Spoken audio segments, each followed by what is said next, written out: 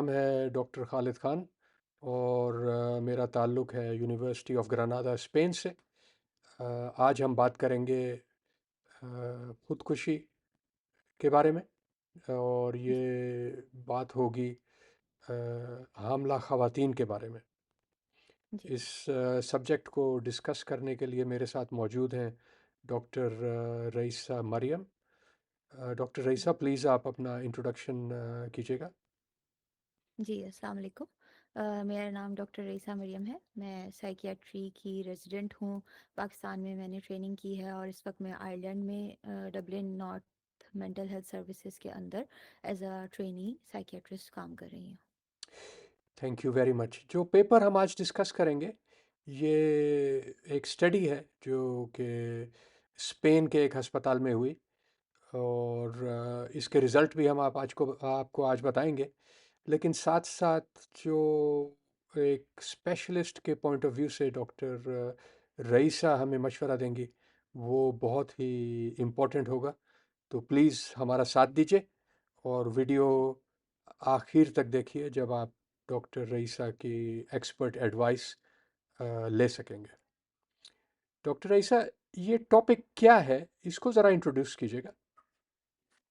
जी, आज जिस मौज़ू पे हम बात करेंगे, वो दौरान हमल जो ख़ुदकुशी की शरह है और उस पे बात करेंगे और ख़ुदकुशी के ख़यालात जो दौरान हमल आते हैं, उसके ऊपर और कौन से अवामिल हैं जिनकी बिना पर ख़ुदकुशी के ख़यालात दौरान हमल आते हैं, इसके ऊपर हम बात करेंगे। तो ये तो बहुत ही सीरियस सब्जेक्ट है। ये अचानक बच्चे की पैदाइश जो कि एक खुशाइन वाक़या है किसी फैमिली के लिए। जी। साथ ही साथ अगर हम एक ऐसे सीरियस टॉपिक की बात शुरू कर दें, तो क्या ये बात अजीब नहीं लगती? नहीं, डॉक्टर खालिद, जहाँ तक देखा जाए तो जब एक माँ की बात की जाए तो वो जिस्मानी तौर पर, ज़हनी तौर पर और यूजुअली हार्मोनल चेंजेस से भी गुज़र रही होती है और हर तरह की तब्दीलियों से गुज़र रही होती है हमल के दौरान। तो ये एक बहुत बड़ा चेंज है, एक तब्दीली है एक माँ के लिए और ख़ास तौर पर जो पहली दफ़ा माँ बन रही होती हैं, उनके लिए भी ये अंडरस्टैंड करना, क्योंकि वो उन इस तरह की जिस्मानी तब्दीलियों से और पहले कभी गुज़री नहीं होती हैं। और ये उनके लिए ज़हनी तौर पर भी एक बहुत तनाव की चीज़ हो सकती है, क्योंकि एक अचानक से इतनी बड़ी ज़िम्मेदारी आना, फिर इन चीज़ों को जो कि आपको हार्मोनल चेंजेस आ रहे होते हैं, तो उस टाइम पे एक इमोशनल सपोर्ट का होना और इन चीज़ों का होना बहुत ज़्यादा ज़रूरी है। अच्छा, ये खुदकुशी जो है ये भी एक वर्ल्ड वाइड लेवल पे कोई इम्पोर्टेंट टॉपिक है? जी, ख़ुदकुशी इतना बड़ा मसला है कि जिसके ऊपर जितनी बात की जाए कम है, क्योंकि हम एज़ अ साइकियाट्रिस्ट देख रहे हैं कि हमारे पास ये इसकी प्रेवलेंस यानी इसकी जो शरह है वो बहुत ज़्यादा हो चुकी है। और अगर हम अब इस वक्त ख़ुदकुशी को लीडिंग कॉज यानी one of the major cause, सबसे बड़ा जो मसला है जिसकी वजह से दुनिया में अमवात हो रही हैं, तो ख़ुदकुशी को उसमें नंबर वन कॉज के तौर पर जो है वो शनाख्त किया गया है। तो ये इतना बड़ा मसला है और उसके ऊपर बहुत जितनी बात की जाए कम है। ठीक है, तो अब ज़रा बताइए कि हामला ख़वातीन के लिए ये टॉपिक क्यों इम्पोर्टेंट है? जी, तो जहाँ तक बात की जाए हामला ख़वातीन की, तो इनमें भी हमने देखा कि यूरोपियन कुछ कंट्रीज़ या कुछ ममालिक हैं जिनके अंदर डब्ल्यूएचओ ने इस चीज़ को एक बहुत बड़े मसले के तौर पर शनाख्त किया है कि हामला ख़वातीन में ख़ुदकुशी के ख़यालात का आना बहुत ज़्यादा आम है और इसके ऊपर बहुत ज़्यादा बात होनी चाहिए। तो जहाँ तक बात है कि ये क्यों होता है, हामला ख़वातीन में कौन से अवामिल हैं जिनकी बिना पे ये होता है, या फिर ये इस वजह से हो सकता है कि अगर तो वो ख़वातीन पहले से ही ज़हनी तनाव का शिकार हों या फिर किसी ज़हनी बीमारी का शिकार हों, तो फिर ये होता है कि हमल के दौरान इस चीज़ का वर्स होना या और ज़्यादा ख़राब होने के चांसेस ज़्यादा हो जाते हैं।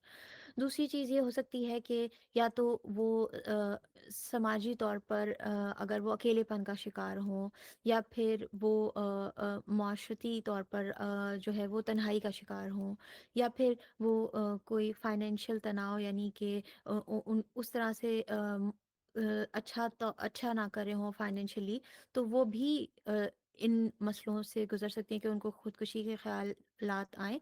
और दूसरा वो कि जिनके ऊपर घरेलू तशद्दुद हो हमल के दौरान, तो वो ख़वातीन के अंदर जो खुदकुशी के ख़यालात हैं, वो बहुत ज़्यादा पाए जाते हैं। और साथ-साथ जो बच्चे की सेहत है उस पे भी असर प पड़ सकता है यकीनन। जी, तो ऐसा देखा गया है कि जब एक माँ जिस इमोशन से गुज़र रही होती है, ये तो बहुत सारी रिसर्चेज़ ने प्रूव की है बात, कि जिन इमोशन से माँ हमल के दौरान गुज़र रही होती है, उसका एक डायरेक्ट इम्पैक्ट होता है बच्चे के ऊपर। अगर माँ डिस्ट्रेस में है हुँ, हुँ। इमोशनली, या फिर वो बहुत ज़्यादा नेगेटिव थॉट्स आ रही हैं या बुरा फ़ील कर रही हैं, लो फ़ील करती हैं, रोना ज़्यादा आता है, क्योंकि उनके इतने ज़्यादा हार्मोनल चेंजेज़ आए हुए होते हैं, तो वो उसका जो डायरेक्ट इम्पैक्ट है वो बच्चे के ऊपर होता है। और वो अगर हम रिसर्च के तौर पे देखें, तो ऐसा प्रूव हुआ है कि ऐसा देखा गया है कि जिन ख़वातीन के अंदर हमल के दौरान ख़ुदकुशी के ख़यालात ज़्यादा आते हैं, उनमें हमल ज़ाया होने के जो चांसेस हैं वो 6 गुना ज़्यादा हो जाते हैं। हुँ। ओके, तो अब देखते हैं कि जो स्टडी हमने आज टॉपिक सेलेक्ट किया है, उसके क्या रिज़ल्ट्स देखे गए? कुछ बताइएगा डॉक्टर रईसा, ये स्टडी कैसे की गई? जी, तो ये स्टडी जो है, इसके अंदर हमने स्पेनिश यानी हिस्पैनवी ख़वातीन जो कि हामला ख़वातीन थीं, उसमें 908 ख़वातीन का हमने एनालिसिस किया या सर्वे किया, जिनमें हमने देखा कि उन 908 ख़वातीन में से जो है 175 यानी 175 ख़वातीन ऐसी थीं जिनके अंदर ख़ुदकुशी के ख़यालात दौरान हमल किसी भी टाइम पे, ड्यूरेशन पे पाए गए। और उसमें से 22 ख़वातीन ऐसी थीं जिन्होंने ख़ुदकुशी करने की कोशिश भी की, जिसको हम कहेंगे कि सुसाइडल अटेम्प्ट भी किया। तो ये बड़ी सीरियस बात है। जी, as an obstetrician in the past, मैं ये बता सकता हूँ कि आमतौर पे जब बच्चे की पैदाइश होती है, तो ख़वातीन घर चली जाती हैं, फिर उनका हेल्थ सिस्टम से कॉन्टैक्ट ख़त्म हो जाता है। इसलिए जी, ये काफ़ी कॉमन है कि ऑब्स्टेट्रिशियन को इस किस्म की मुश्किलात का नॉलेज कम होता है। इसी जी, वजह से डॉक्टर रईसा, आप जो यहाँ एडवाइस दे रही हैं, दिस इज़ जी। Very important for our audience. जी, तो डॉक्टर खालिद, ऑल्सो मैं ये भी ऐड करना चाहूँगी इसके अंदर कि यूजुअली जब ख़वातीन, ऐसी ख़वातीन जिनको दौरान हमल ख़ुदकुशी के ख़यालात आ रहे थे, या वो किसी ज़हनी तनाव से गुज़र रही थीं, इन ख़वातीन का अगर मसले को राइट टाइम पे एड्रेस ना किया जाए, यानी बर वक़्त इनको मदद ना दी जाए, तो ये मसला शिद्दत इख्तियार करके ख़ुदकुशी तक पहुँच सकता है और उसके ख़यालात बहुत ज़्यादा बढ़ सकते हैं। और हमल के बाद इन ख़वातीन में एक चीज़ जिसको पोस्टपार्टम डिप्रेशन कहते हैं, यानी कि हमल के बाद वाला डिप्रेशन, इसके जो चांसेस या इसकी जो शरह है वो बहुत ज़्यादा है इन ख़वातीन के अंदर। जी, ओके, तो अब देखते हैं स्टडी के बाकी रिजल्ट्स। जी, यहाँ पे प्रिंट छोटा है और इन्फॉर्मेशन बहुत ज़्यादा है, तो सीधा सीधा बातों को हाईलाइट कर देते हैं।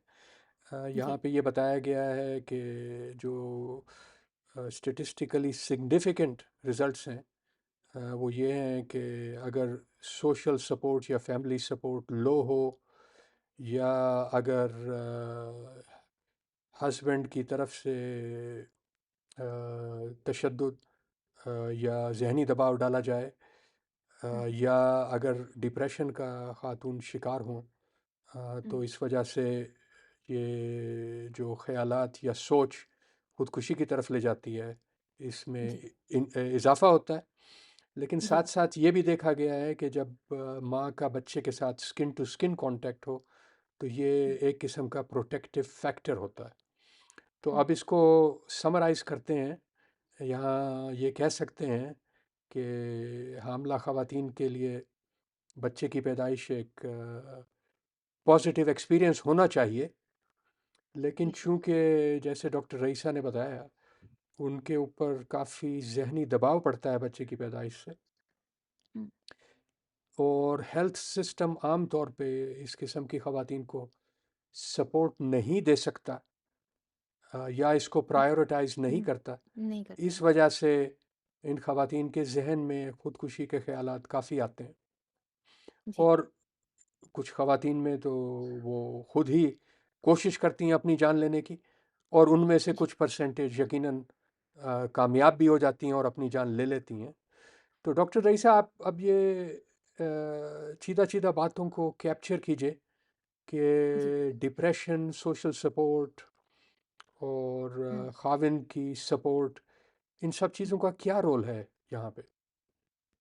جی، تھینک یو ڈاکٹر خالد۔ میں یہ کہنا چاہوں گی کہ جب ایسا دیکھا گیا ہے، جیسے کہ ہمارے پاس بھی پیشنٹس آتے ہیں، خاص طور پہ ایشین ویمن کے اندر، جو ایشین خواتین ہیں، جب وہ حمل سے گزر رہی ہوتی ہیں تو ان کی جو فیملیز ہیں، ان کے جو گھر والے ہیں یا ان کے جو ہسبینڈز ہیں، وہ یوزلی ایسا ہوتا ہے عام طور پر کہ وہ ایکسائٹیڈ ہو جاتے ہیں ایک بچے کے آنے کی خوشی میں، اور وہ بھول جاتے ہیں اس ماں کو جو کہ اپنی زندگی کے سب سے بڑی تبدیلی سے گزر رہی ہے، جسمانی طور پر، ذہنی طور پر اس پہ سب سے بڑی زندگی کی جو ہے وہ ذمہ داری آنے والی ہے۔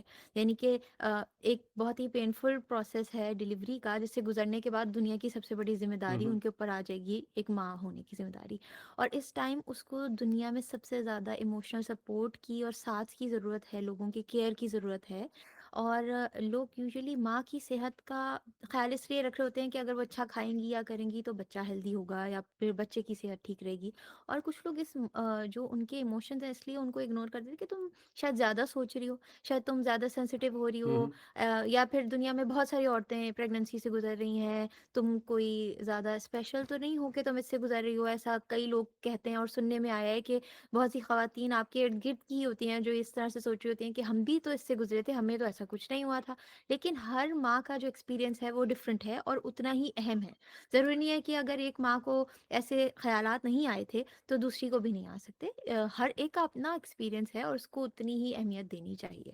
دوسری چیز یہ کہ لوگوں کو ڈر لگتا ہے کہ اگر ماں نے پریگننسی کے دوران کوئی دوائی لے لی، تو بچہ جو ہے اس کے اوپر نگیٹو اثر آئے گا، اس کی وجہ سے وہ اس چیز کو اگنور کرتے ہیں، جبکہ ایسا کچھ نہیں ہے۔ ایک چیز بہت اہم ہے جس کی اوپر بات ہونی بہت ضروری ہے، وہ یہ ہے کہ جو پہلا جو ٹرائمیسٹر ہے، یعنی کہ پہلے 3 مہینے ہیں یا پہلے 8 ہفتے ہیں، اس کے اندر جو بچہ ہے اس کے جسمانی اعضاء جو ہیں وہ فارم ہو رہے ہوتے ہیں یا ہوں پھر ان کی جو ہے وہ تکمیل کو پہنچتے ہیں۔ تو اس دوران اگر ہم کوئی دوائیاں لیں تو وہ ایک سینسیٹیو پیریڈ ہے، ہائیلی سینسیٹیو، کہ ہاں اس کے اندر اگر ہم نے کوئی دوائیاں لیں تو وہ بچے کے اوپر اس کے فارم ہونے میں کوئی اب نارمیلٹیز آ سکتی ہیں اور پرابلمز آ سکتے ہیں۔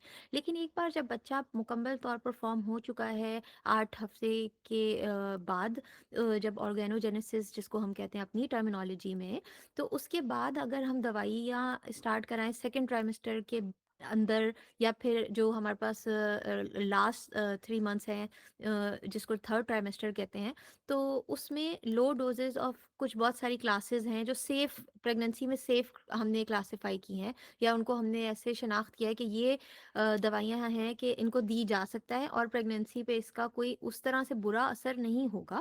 تو اس ٹائم ہمیں ماں کی جان کو بہت زیادہ اہمیت دینے کی ضرورت ہے۔ تو ہم دوائیاں بالکل شروع کرا سکتے ہیں، کیونکہ اگر ہم نے اگنور کیا اور اچانک سے اس کے اوپر دنیا کی سب سے بڑی ذمہ داری آ گئی ماں بننے کی، تو پھر وہ ڈپریشن میں چلے گی تو وہ ذمہ داری بھی نہیں پوری کر پائے گی۔ تو اس چیز کو سمجھنا بہت ضروری ہے۔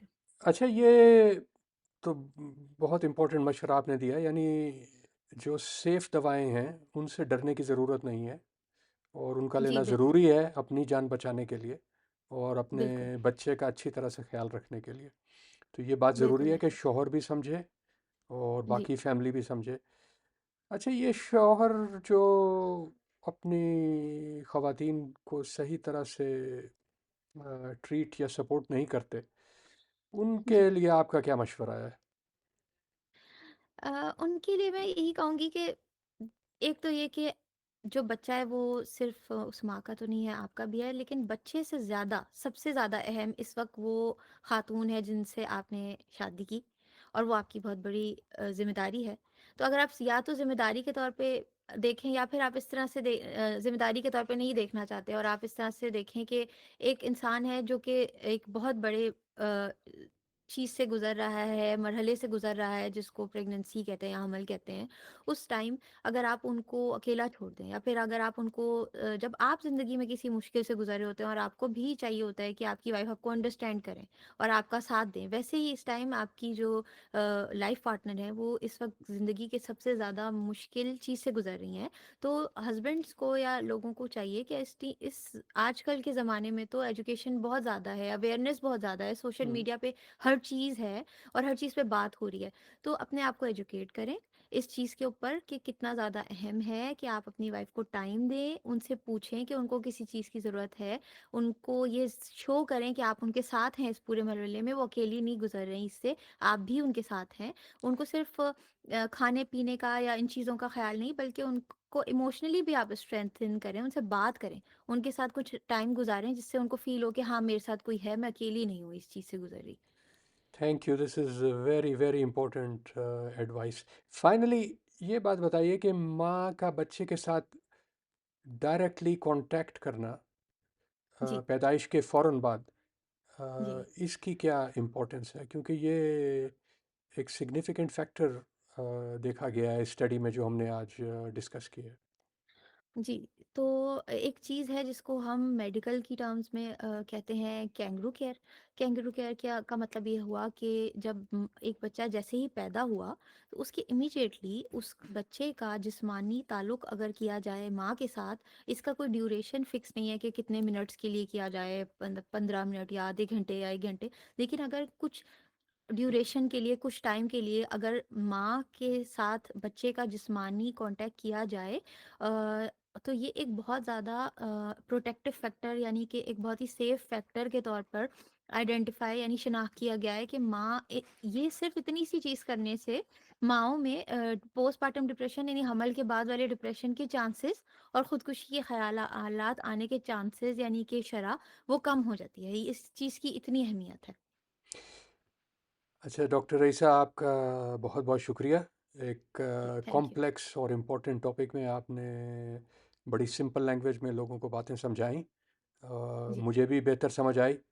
تو تھینک یو سو مچ۔ انشاءاللہ جو لوگوں کے سوال ہوں گے وہ آپ کے سامنے پیش کروں گا. جی I appreciate your contribution very much. Thank you so much, بہت بہت تھینک یو سو شکریہ. Much, thank you.